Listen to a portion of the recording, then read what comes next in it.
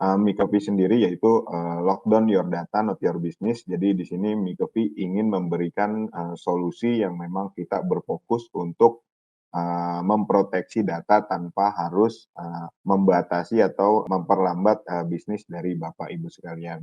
Nah, jadi step awal yang, sangat penting dari data protection yaitu pasti dari sisi, visibility dan juga understanding ya dari si data tersebut. Jadi bagaimana kita bisa tahu datanya ada di mana, terus kita juga mengerti dan data ini sebenarnya jenis data yang apa yang tadi dijelaskan sama Pak Rio, in motion atau in use ataupun yang data at rest. Nah, masing-masing data, 3 data itu type data itu sebenarnya ada di setiap aspek, environment-nya kita ya, mungkin di endpoint, ataupun di network, ataupun di database, dan juga yang terakhir sekarang ini, teknologinya yaitu udah mulai digital transformation ya, data itu udah banyak yang, move on ke, cloud juga.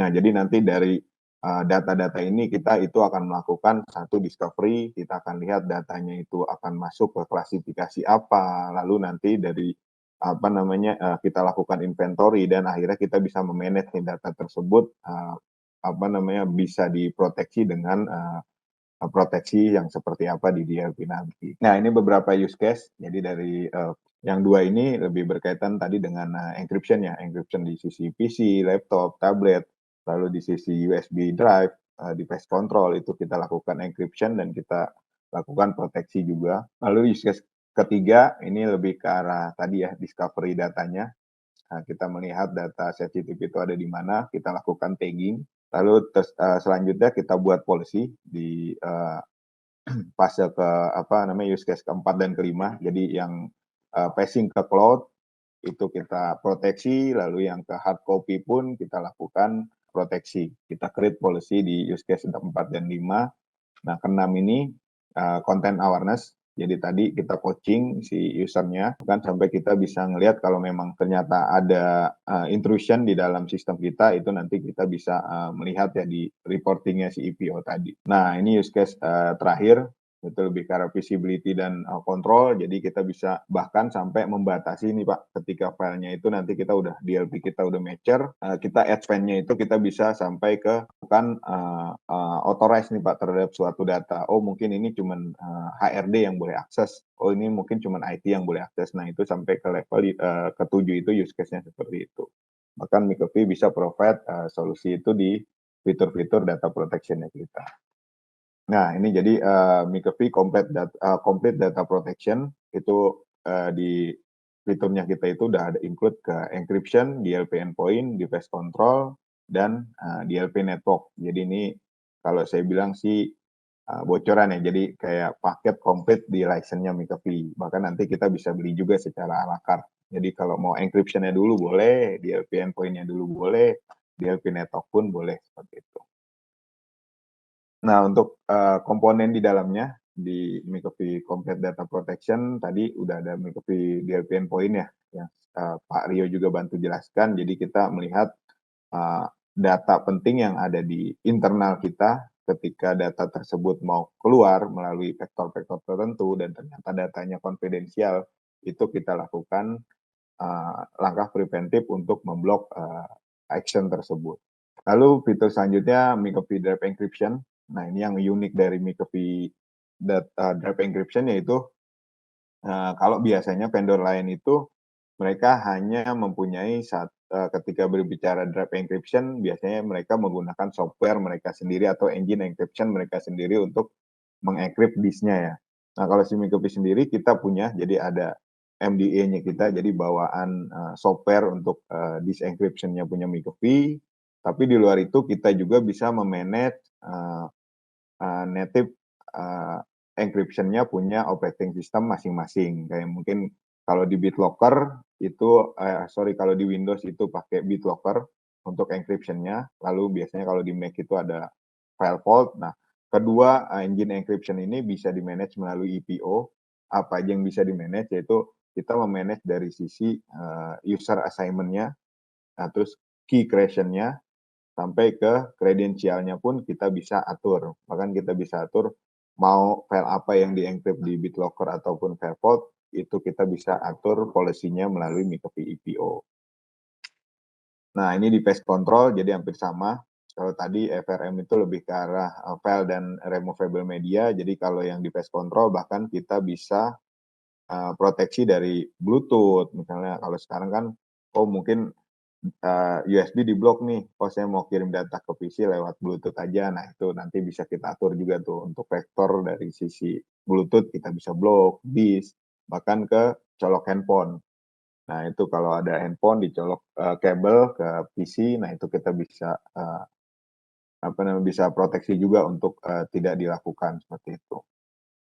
Bahkan device control ini kalau di banking itu nggak cuma dipakai buat data protection ya, jadi mereka juga pakai untuk, threat protection karena kita nggak tahu kan misalnya user bawa, USB dari rumah ternyata di dalamnya ada virus, dia colok ke apa, PC company, kena hack.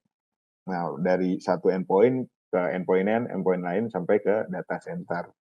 Lalu sistemnya kolap dan itu nggak biasanya, apa namanya, insiden yang tidak diinginkan oleh, company ya. Makanya mereka menggunakan si device control ini untuk benar-benar melihat nih kalau ada USB sembarangan itu nggak bisa colok ke, PC ataupun laptop.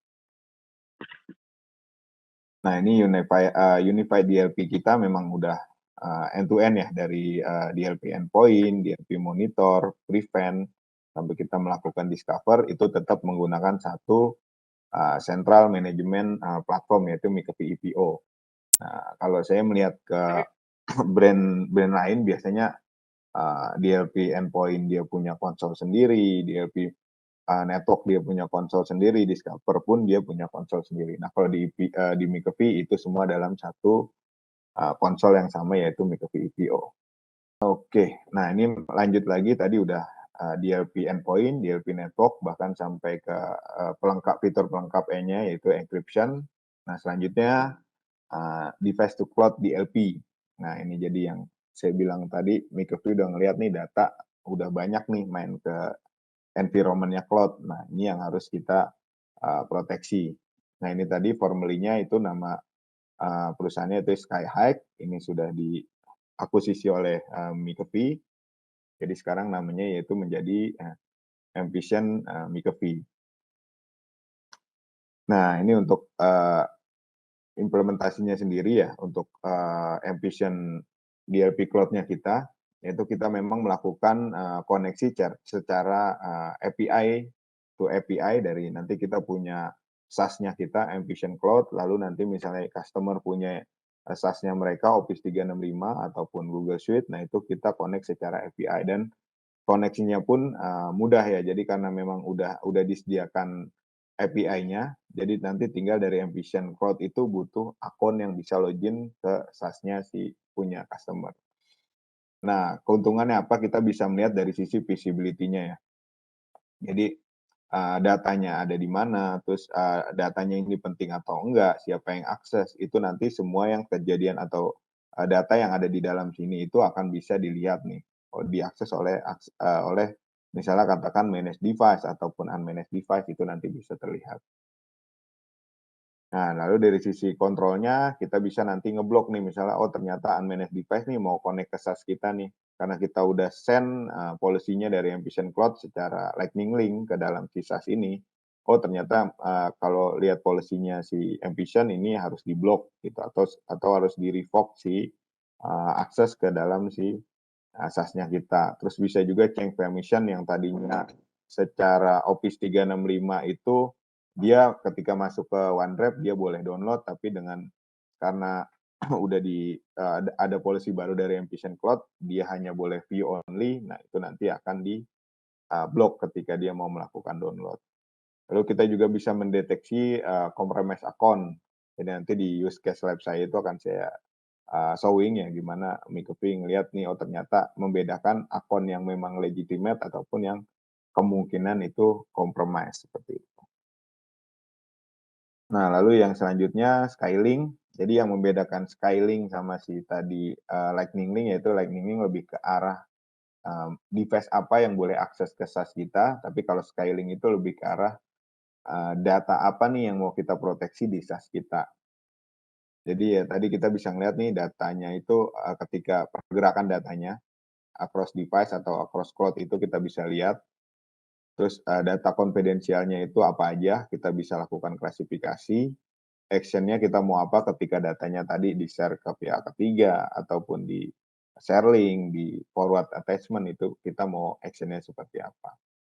Lalu Unified Incident Management tadi ya, untuk konsolnya ada di Envision Cloud sendiri, tapi, secara insiden itu bisa dikirim ke Microfi EPO yang nanti kita build secara on premise maupun cloud EPO-nya.